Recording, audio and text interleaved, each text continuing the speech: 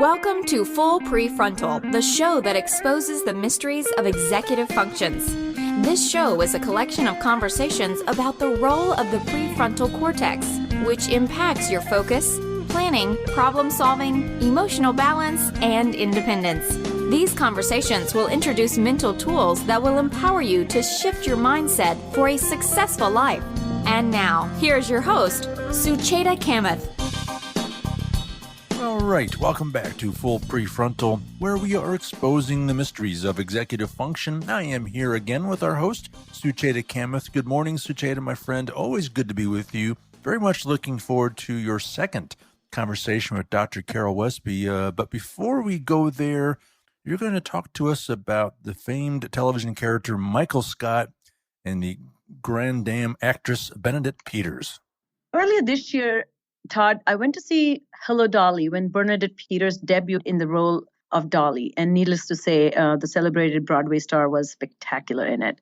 And I, was reading through the playbill and something caught my eye because there's a Broadway critic, Michael Riddle, who wrote that Benedict Peters is as good as Bette Midler in Hello, Dolly. Now, that was very strikingly positive and directly complimentary, which is not what Mr. Riddle is known to do in his reviews. He's quite critical and always seems to stir the pot. And what was so interesting about that there was an article online, which, of course, I began to read. And Michael Riddle, had ridiculed Miss Peters in her performance in Gypsy a year earlier. And he received a lot of flack for that. And of course, a lot of feathers were ruffled and a lot of hearts were hurt because of his nasty comments. So in this article about, this debut performance, he had written in third person. So I'm going to read part of that article so you'll get a glimpse of that.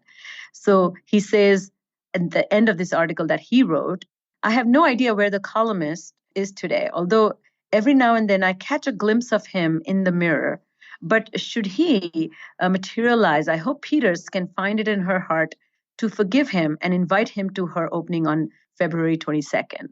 So the reason I'm telling you this story is that Michael Riddle was saying it like it is, and he didn't use any veil to curtail his feelings about Miss Benedict Peters' performance, which he thought it was substandard. And he said it like it is, which led to her feelings getting hurt. And then she's performing in a new show and he thinks she's done well. So now he has to get in her good graces. So he writes this article about himself in third person so that she reads and gets a chuckle out of it. And he hopes that she will change her mind. So this whole banter that's going on in this article tells how Michael Riddle is reading minds of Benedict Peters and hoping that he will get a different response for the actions that were not so favorable, which he did earlier. So that brings me to this whole long-winded explanation that I just did, that have you ever seen The Office, where Michael Scott, the show Office? Have you, Todd? Well, I'm absolutely familiar with it, yes. And if you haven't seen, you should take a minute to watch maybe 3-4 episodes. And I promise you'll be horrified by Michael Scott's behavior. So the protagonist, Michael Scott, is immature, impulsive, easily distracted. He's constantly bustling with crazy new ideas. He's often off topic, not even sure of what he's saying or doing sometimes. He talks a lot. He doesn't listen. He explains the obvious. He interrupts people a lot and loses interest in things and people. His leadership is quite often driven by pursuit of shiny ideas, and he pursues them with sudden urgencies and childlike persistence and stubbornness. But what is painful to watch is his decision-making. You think as a leader, he's the office manager, he would be, the sailing would be smooth, but it's not. He gets stuck. He hates to settle in on one idea, and most often he stalls and stalls and stalls. The last and the most important part that is relevant to this podcast, I'm coming to the point, I promise, is it's really, really painful to watch Michael Scott's social skills. He is terrible at social forecasting. And he is honestly, if you ask me, and I'll diagnose him with having mind blindness. He cannot see himself through the eyes of others. He can't imagine what people think of him. He doesn't even have a clue how unfavorably people think of his behaviors and impulsivity and immaturity. He has very optimistic view, which really comes from a place when you are mind blind. So I'm trying and connecting these two scenarios that I just described, Michael Rydell in real life, trying to beg to get back in positive favors with Benedict Peters and Michael Scott, who's constantly oblivious and never trying to get on positive side of anybody because he thinks he's just perfect and everything is great. And of course, Michael Scott is fictitious. But I just want to talk about in today's session with our guest, how people with mind blindness get in trouble and what should we do with them. So that brings me to our guest today, Dr. Carol Westby, who's returning to our show for the second episode, where she's going to discuss with us what is theory of mind, what components of theory of mind that we need to support and kind of prop when we are dealing with children and adolescents and adults with impairment. She's a speech and language pathologist, a celebrated one, and she is an educational consultant and my personal favorite expert in theory of mind and social communication disorders. I've seen her speak several times. She has done tons and tons of workshops nationally and internationally on topics such as theory of mind, play, language literacy, development, and disabilities, and most importantly, multicultural issues. She is a recipient of numerous awards. One particularly worth mentioning is the Honors of the Association Award from American Speech and Hearing Association. So here we go. This is Carol Westby. Well, I'm looking forward to the conversation, Sucheta. I think one of the reasons that the show The Office and the character of Michael Scott was so popular for so long is I think it's a very common character in most people's business lives, and they can relate to it, unfortunately. So now I understand that there's a different way we can think about the character of Michael Scott. So it's going to be fascinating. So let's get right to it. Looking forward to it. Here is Sucheta's conversation, her second conversation with Dr. Carol Westby. Welcome back, Carol. I'm so happy to continue our conversation about theory of mind, reading the minds of others, understanding the internal states of others, and using that knowledge to predict how people are going to behave, predict the way people will react, and adjust your own behaviors, thought processes, and impulses so that there is a harmony in interactions. So my first question is, can you give us some framework as to what goes into designing effective intervention when we are trying to promote the development of theory of mind skills? Well, we've talked about the essentially 5 dimensions of theory of mind. So I want to be aware of where the person is in each of those dimensions. What are the strengths? What are the weaknesses? So assessing, can they think about other people's thoughts? Can they think about their own thoughts? Can they reflect and interpret other people's feelings and their own? So that becomes important. Cognitive theory of mind is quite dependent on language skills. And so that's why if an individual has a language impairment for any reason, there will be delays in theory of mind.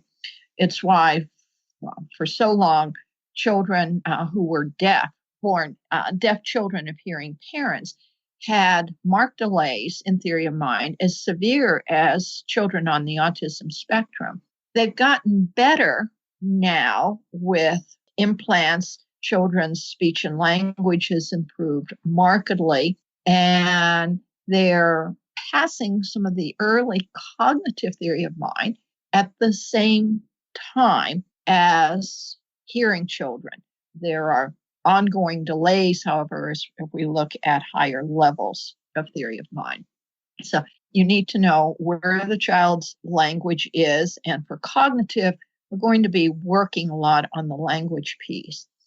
The affective theory of mind is coming in from the moment of birth in those attuned interactions. By 7 to 8 months, the typical child follows eye gaze and already has assumptions as to why you're looking at things.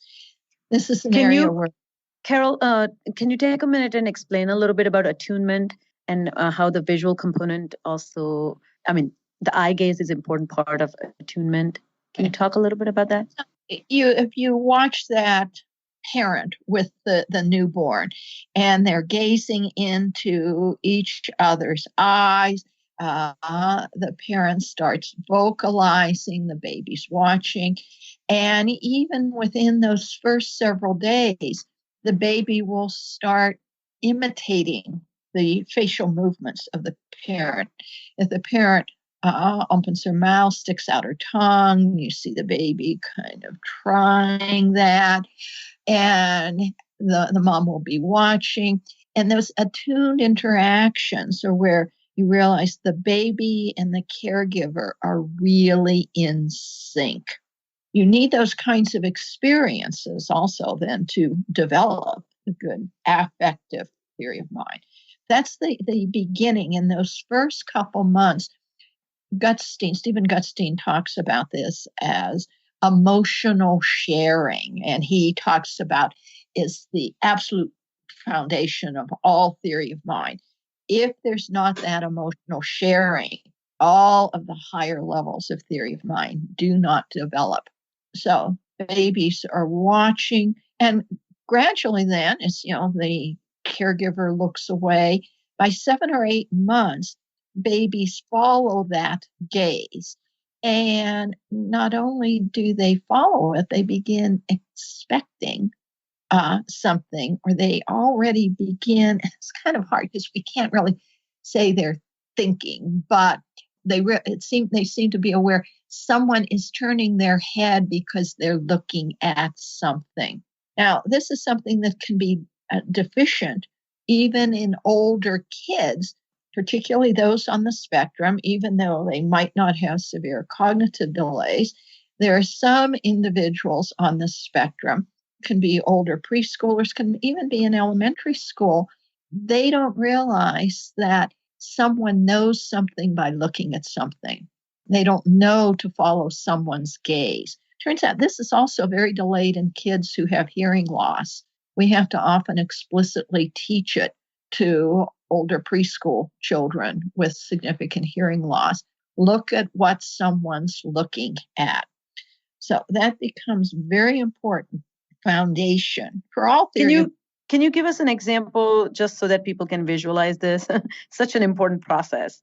Well, particularly, let's say, what will happen. Let's say we're sitting at the table and the doorbell rings. Here's why individuals with hearing loss don't learn following gaze. A lot of times our gaze goes to something because we've heard something. So we get up and we go to the door. And one of my friends whose daughter was deaf said she was like a teenager where she always wondered how her mother would know to go to the door and open it when someone was there.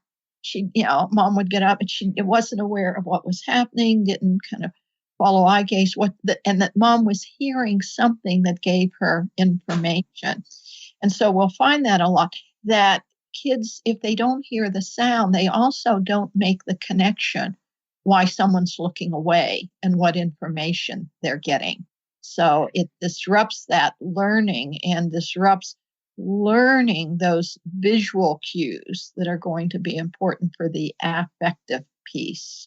And, I see that in the ADHD children that I work with, that if the teacher looks at the students and she stops teaching and she's looking at one student who, let's say, is fidgeting or is not, or he's tearing pieces of paper and making a paper ball, and she wants him to stop. So she's stopping her teaching to model what is not acceptable. And the ADHD kid has back to the student that the teacher is looking at. So he may not be following or may not be emotionally able to share because he's not really looking at where the teacher is looking. Right. And then he does the same thing and joins the other kid making the paper ball. Right. So that gaze following that comes very early can often be quite delayed. Most kids will eventually get it, but there are some, even in elementary school or beyond. And then you have to really, by 8 to 12 months, kids are doing what we call referencing. It's that joint attention. I'm looking at this cookie. I know you're looking at the cookie. You know I'm looking at the cookie. But the typical 8 and 12-month-old also starts thinking, you're going to grab my cookie. They start thinking about what you're thinking about. They're referencing. They're reading your emotionality. There's a great clip on YouTube of a toddler and the examiner showing him some toys, and another woman comes in and the examiner's holding up this necklace, and the other woman says, "Oh, that's just really annoying. It's such an annoying toy and it makes that noise and I just really don't like it." And you watch the baby look at that expression. The examiner then hands the baby the toy. He will not touch it. He looks at the woman who had complained. He looks at the evaluator. He moves away from it. There is no way he is going anywhere near that toy. He has read her affect. He has interpreted it. He's not going to get in trouble. 8 to 12-month-old babies are doing that. That's where you can have adults on the spectrum that can't. We had one adolescent, very bright youngster with Asperger's. And one day his student clinician comes in, and this is at Brigham Young University, and the youngster is really into the sports teams, and he's got, his blue and white BYU sweatshirt on. His student clinician comes in, and she has on her red and white University of Utah shirt. He melts down. He's just really upset. And then he says to her, "You can't let anyone see you on campus. They will beat you up." And she said, "No, they're not." For his whole session, they took him walking around campus, stopping people, talking. "See, he's looking at you and he's going, no, he is not going to hit me. I grant you shouldn't wear a red and white University of Utah shirt on the campus, but no one is angry at me. No one is threatening me." He didn't know how to look at the faces, how to interpret it. He had this preconceived idea that people are going to be really angry at you, and that's what he was going to see. And so they had to work really explicitly looking at the clues. He couldn't look at faces and interpret the information. Typically developing babies are getting that. And that often then is a major area of deficit throughout the lives of many people who are on the spectrum, real difficulty. So when you say spectrum, you're talking about autism spectrum. And you're saying that this is one of the ways the worldview becomes very narrow. And this also leads to a lot of rigidity and also kind of limits the way they are able to form relationships to anybody who looks different or has different ways of thinking or different ways of being, in fact, right? Things they don't know what to look at, what aspects of the face, the body to look at. We have to explicitly teach that, what to look at and what does it mean. It's interesting, individuals with severe hearing loss have problems like that, but for different reasons. Even if they have really good amplification systems, hearing aids, implants, they have to work so hard at hearing. It takes up a lot of working memory space. So it's then more difficult for them to attend to all of the clues that signal emotionality. And so the research on individuals with hearing loss shows they have ongoing deficits, particularly in cognitive affective theory of mind. People always knew they were at risk for cognitive theory of mind deficits because of the language. You have to hear words like think, know, and remember. So they're getting better at that because their language skills are getting better. But they will always be people with hearing loss.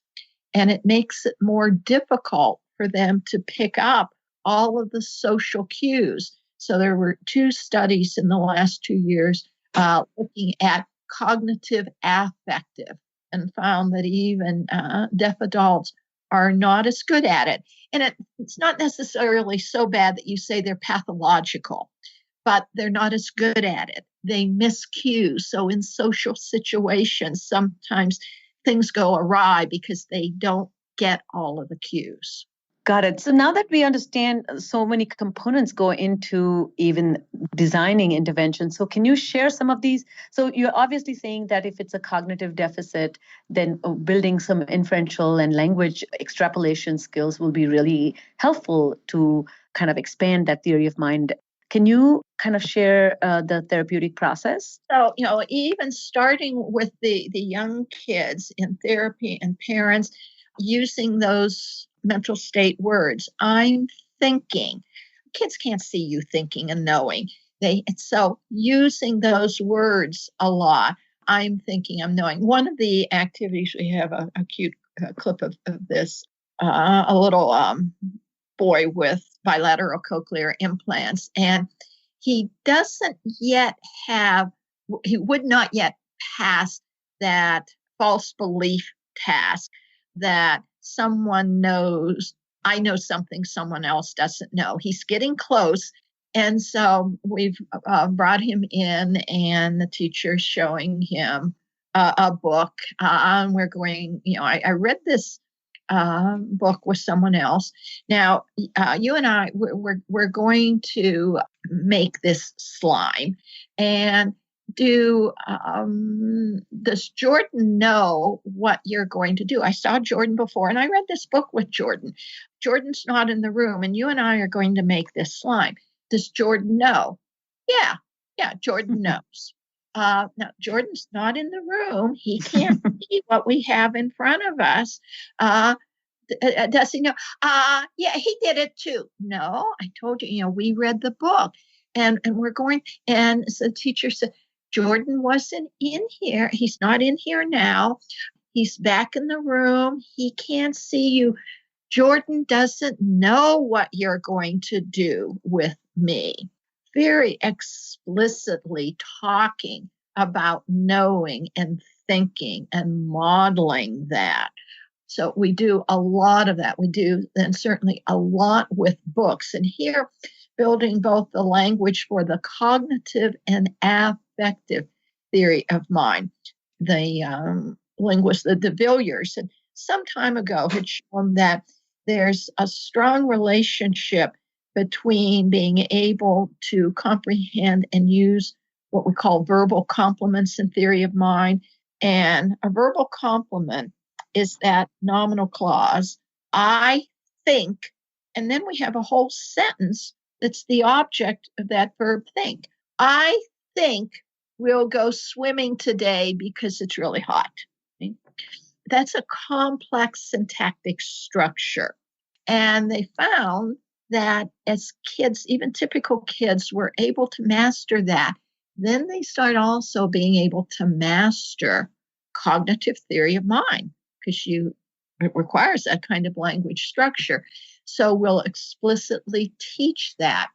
We'll read storybooks, and we might have, we like some of Jan Thomas's books that have a lot of affective theory of mind in them. They're little stories about animals, but the emotions are very clear. But then we help build the language. Cow felt thrilled when he got the turnip because it's his favorite food. So kids are seeing the picture. The cow's having a birthday. We would think he'd be happy with the cake. But it turns out cow doesn't like cake. His friends thought cow liked cake, but cow didn't like cake. His friends didn't know that cow liked turnips. So as we're going through even these preschool books, making it very explicit, modeling those complex syntactic patterns where you have that whole verbal complement. Mouse thought cow will like a chocolate cake. Pig was sure cow wanted ice cream. Okay? So kids hear that structure. So we do a tremendous amount with that. With the little ones, with the older kids, though, we do it the same thing. We'll watch the adventure movie with the teenagers, tune them in. How is Loki feeling? How do we know? What do we see in his face? What do we hear in his voice? What is he thinking? What is he feeling? But now build a sentence. Loki was ashamed of what he did because he had let down his friends. So we, even with our adolescents, working very explicitly, what are you seeing? What are you hearing? Making the inference. Now, how do we verbalize this? So that's a lot of our intervention across the whole age range. So, in terms of education, and if these children are in the classroom, however, they have, I shouldn't say not diagnosed, but they have not received any specific intervention, they can become really difficult to manage. That Yes. can create a challenge for the classroom teacher because you're not getting cooperation. You have very concrete learners and thinkers in the classroom Right. who don't seem to be understand a purpose of an activity, or even sometimes teachers, or we all say, just go with me, just bear with me for a second while I set up the stage for whatever I'm about to do. And a lot of these children need explicit understanding before they will have a buy-in. And eventually, I work with a lot of adolescent adults and older adults, and they are suffering from similar challenges. So what kind of interventions you see seem to work for older who may not be receiving any formal training like this? But there Or you're early on. saying, at some point, there needs to be explicit teaching about this. Without very explicit learning, what are the cues I have to look at? How do I talk about this? A big piece of it is that many educators don't know those things are missing. Just yesterday, this good example, a youngster, really quite verbal at one level, real severe behavioral problems going on. And they were reading a book about Mr. Happy and Miss Grimm. And have you ever been sad? Yeah, I'm sad. What makes you sad? No one at school likes me. We say this to the teacher, and the teacher said, he's always punching other kids and he doesn't get it. I say, of course, they're not going to like you because you punch them. But I'm saying, and watching other things, and I'm saying, he can't read the cues. He's not aware of how upset other kids get. The teachers are trying to say, you made him really feel bad. No, he does not have that clue. And as we did further interviewing and talking, this is one of those children that does not appear to have affective empathy. Often even a young child, if they hit another child and that child starts crying, they'll back off. There are some youngsters, and we don't fully understand always why this is, but they do not have that spontaneous affective empathy. And so even if they hurt someone and that person's really upset, they don't read the cues. All this child was reading now, you're not playing with me. It's like, no, he's crying because you hurt him. He's really hurting. If he's hurting, he's not going to. And you realize that youngster is missing all of that. Very difficult to know how to help develop that affective empathy. It's an area of active research. We don't have real good strategies. We can develop the cognitive affective empathy better. But there again, and that's what a lot of the social programs do, help the person learn, what do you have to attend to? Now, a comment along these lines, people are talking about autism as context blindness. In order to really get good at theory of mind, you have to simultaneously integrate many different cues. So you have to be looking at that person. What's the body language? What's the facial expression? What's the tone of voice? We find many of our kids don't realize, they don't differentiate between a pleasant voice and an angry voice.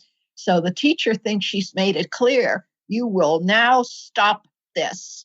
And she said, it doesn't work. No, it doesn't work. She could have said, oh, we're having so much fun here. I think we'll keep going. Exactly. They not read the tone. And then that upsets the teacher because all the rest of the kids have. So you have to teach them all those cues. But then what are all of the other cues? In certain situations, you can do certain things. And in another situation, you can't. What room are you in? Who else is there? Is the principal here? Typically, developing kids know not to misbehave when the principal is around. Principal's not there, then even typical kids often will. I've seen situations though where the principal comes into the classroom and the kid that doesn't have theory of mind keeps doing what he's doing. And everyone Exactly. it's like they have been perfect angels the whole time. They don't know why the principal's come down. But that does not get it. Principal shows up, the environment has just changed. So teaching them to read all of the social clues, all of the environmental clues, the building you're in, the weather, what are all of the factors that could impact what someone else is thinking and feeling? That's why it's a lifelong task for a lot of individuals. It really is. And I think you hit the nail on the head by talking about this working memory component, to manage, to theorize what people are feeling, thinking, predict their actions, and gauge their response to what you're about to do or what you will never do requires a song and dance. And then this idea of I know, I know, and then I know, and then, incorporating that into how much should I tell? How much do you already know? How much is gossip? What is good gossip, bad gossip? A lot of these people are not able to play the game when they become older. They are not able to kind of get promotions. They are likely to get divorced more frequently, and they're also likely to be rejected from peers' point of view because they're just not in the game, so to speak. Or lastly, I would say I always call when I do this training, I always call it social endorsement value. How much are you bringing to the table that you're endorsing the status of other individual who's hanging out with you? Interesting. Yeah. And if you're not, if you're not, then you're likely to become a burden rather than an asset. And that's why people will stay away from you if you're not adding any value to how they are perceived by others. So theorizing what others think when they are with you. So reference to the working memory is so critical here. For typically developing individuals, some of this gets automatic. For individuals, even individuals with language impairment, a lot of it stays explicit, and that takes more working memory. And so they don't have, their working memory is so taken up with all of these different tasks that it then adds to the component of exhaustion and attention issues, because they're having to work so much harder to figure out what's going on and what should I do and how should I behave. You can't keep that up for 8 hours a day. So that's another factor that plays into this. Yeah, and the last part of that working memory component is it works well when everything is going per plan or there's no interruption or any roadblocks. Then you add the roadblocks, then your emotions are flaring, then even further bottleneck effect, and you don't have access to all the space in the brain to compare, evaluate, and then take better decisions, or not at least take poor decisions. But I see that also become compromised with not just fatigue, but also emotional tempers flared. So, and as soon as that emotionality arises, that's taking up part of the working memory space that's not free for processing the information. Yes, absolutely. Well, this has been a phenomenal discussion. Any parting words that you feel we should consider when we are thinking about, or the parents and teachers can think about, who are not really delivering any formal therapy, but they are part of this village where these children and young adolescents and adults are operating? I would encourage people to do more thinking aloud, particularly educators. They do a little bit of that with younger kids, but really modeling how they problem solve, what they're thinking, why they're thinking and feeling this way. You can only learn a lot of that by hearing and seeing other people doing it.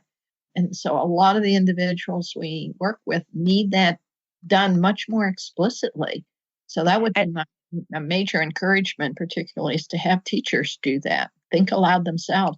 That's another strategy. We use the think aloud strategies a lot with students. Well, fantastic. And I think I can see this being used in a marriage. And then that can also be very effective. Well, Carol, you have been a tremendous speaker, and your knowledge is incredibly, first of all, exciting for me.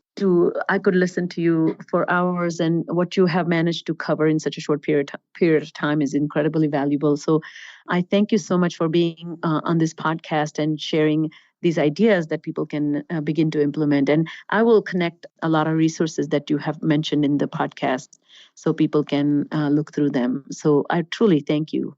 Thanks for the opportunity. I always like talking about these ideas. All right, and we're back. And as I suspected, another wonderful conversation, Sucheta, with Dr. Carol Westby. As usual from your conversations, I learned a lot. Any initial thoughts you want to share about the conversation? Of course. Thank you, Todd. Wasn't that a great conversation? I think the most important thing here is focus needs to be on this idea of emotional development in children. And there are a couple of few important milestones that parents need to be aware of, which is, as Carol was talking about, is eye gaze following, which is looking where the other people's eyes are looking, and referencing, which is together looking at the same thing. And this preliminaries, I'm calling them preliminary, but they're emerging very, very early on signs of emotional maturity and theory of mind, because we are theorizing what people are looking at, what people are going to do based on what they see. What do they think about what they see? And so when we have these kinds of developmental milestones in place, babies then begin to develop foundational skills that help them climb the ladder of emotional sharing. And emotional sharing is the primary root that strengthens the sense of self in the social world. And as I mentioned earlier in my introduction, that we are born to socialize. We are here to make connections, and our ability to make connections, if at all ever hindered, that can create a lot of problems in the future progress or trajectory of our life as an adult. So that's why this is such an important aspect of social emotional development. Well, listening to the conversation, I now understand that training theory of mind skills is possible. Can you shed more light on that process, please? Sure. There's no point talking about a particular aspect without really talking about what do we do if that ability is absent. And that's where Carol's work has focused on. Training to build strong theory of mind skills needs a focus on specific aspect of explicit teaching. That should involve talking about it, modeling it, and then revisiting that new learning again and again until it is cemented in terms of an idea and then also an inculcated behavior. So in order to do that, language is such an important component of developing theory of mind. And she was talking about in passing, I hope the listeners were able to catch on to, is the complex syntactic structure in the linguistic aspect of communication is really important in child's ability to actually refer to these distinct processes, that what is my understanding of my thinking and what is my understanding of your thinking, my understanding of my feelings and my understanding of your feelings. So every training must incorporate this process of looking for clues that signal emotionality, which means we need to help children develop this ability to know what to look for and make sure that those clues are picked up on and then the right appropriate meaning is formulated. So if somebody is making a face, you need to first be paying attention to the face. What if you have a child who's so distracted that he's playing with a toy and he's not looking at the face? So a child grabs a toy from somebody and looks away from the face at the toy. He has missed out on inferring or making conclusions about what that action has meant to that child from whom you grabbed the car or the toy from. So noticing is really, really important, which requires strong attention skills. And then second is making inferences about what the meaning is. And then finally doing something differently so that you can change the other person's emotional state is what Carol is talking about in terms of training. And the second important part is that high a level of information overload, which causes people to really drown in information and not really keep up with it. And the second part of that information overload is not having a catalog that kind of tabulates information and its corresponding inference. So this face means somebody's upset. This means is they're peeved. This means they're frustrated. But this means they're disgruntled. So if you don't have a repertoire that connects a face to an emotion, you're going to think that somebody's mad. And I often in my practice, and Carol also talked about this, that we often see children say, "Are you mad? Are you mad? Are you mad?" There are no shades of emotional, texture to the way they interpret other people's mental states. And lastly, I think she said training should really, really incorporate peppering that interaction with communication with language that suggests the inner workings of theory of mind, which is using phrases like, "I am thinking this, I am feeling this." So labeling your own emotions can really help also in training the theory of mind skills. So let's talk about this practice of daily management. So how should teachers and parents address daily management? Oh, nothing but explicit teaching. And we cannot emphasize. I think that's the point Carol was making. This is the point I also emphasize in my conversations. One of the things that I often talk about is really, really you need to stop talking. So when you stop talking, you get the engagement of your child, the child who is listening without eyes. Are you using your eyes to listen or are you listening with your ears? So it's possible to listen without really looking. And that is one of the reasons why a lot of information about somebody's inner state is lost. So teaching children, and they may be your adult children, at at a dinner table, that they're not looking because they're looking at their phones and they're saying, uh-huh. So making sure that there is certain engagement where, the explicit teaching of how to engage with eyes when you're listening.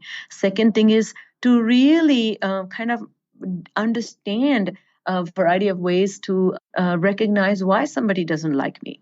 Somebody doesn't like me. I often hear students complaining or teachers talking about students who complain and say, "Nobody likes me. He doesn't like me. Nobody wants to play with me. They won't include me. I'm the last one to get picked to be on a project or a team. You're not playing with me." So when you see this, what you are hearing the child say, that I don't understand what's going on in your head that makes me not really think about your head, but I'm so much in my head that I am lost. So this is where teachers can really focus on, is getting the child to start, making extrapolations about what's going on in other people's thinking. And lastly, I think what she was talking about, which can be very helpful tool for teachers and parents to manage, is thinking out loud. This is a chance for a teacher or a parent to demonstrate what he or she is thinking and feeling, and then how the decision was made based on what he or she was feeling and thinking. And that, when made transparent, can become a great, great propelling force for a child to have a better self-management at the end of the day. Lots of great things to think about here. Before we go, Sucheta, any final thoughts you want to share? Yeah, so Todd, I think we offline have had a lot of conversations about, effective people. So if you talk about leaders of the country, we talk about bosses in workplace, we talk about colleagues that we work with, we talk about mother-in-laws or, spouses even. Anytime we have friction, that friction is one party failing to understand the needs of the other party, but that could be coming from two places. I know what you're thinking and feeling, but I don't feel motivated to do anything about it. Or I don't know what you're feeling and thinking, and that's why I'm lost. So we will temporarily leave this first category aside, that intentionally we are excluding or ignoring what the other person is feeling and thinking because it leads to more vulnerability. But from my discussion here about theory of mind is many, many people are at a loss in not knowing how to navigate the social world because they're ill-equipped, or they have very poor inferences to be made by understanding the inner lives of other people. So I would love for people to slow down, pause a little bit. If something is not clear, to put out their inferences about other persons. Is this what you mean? How are you feeling? You're saying you're feeling this way, but I'm not sure because I see something else. That kind of conversation can really promote and prompt others to open up with you, and that can give you the advantage that you're looking for. Two great conversations with Dr. Carol Westby on theory of mind. Fascinating stuff. Unfortunately, it's all the time we have for today. On behalf of our host, Sucheta Kamath, and all of us at Cerebral Matters, thank you for listening and tuning in today. And we look forward to seeing you again right here next week on Full PreFrontal. Thank you for listening to Full PreFrontal, exposing the mysteries of executive functions. To contact our host, Sucheta Kamath, and learn more about her work on improving executive functions, visit her website at cerebralmatters.com. That's cerebralmatters.com. Tune in next week for the next informative episode of Full PreFrontal.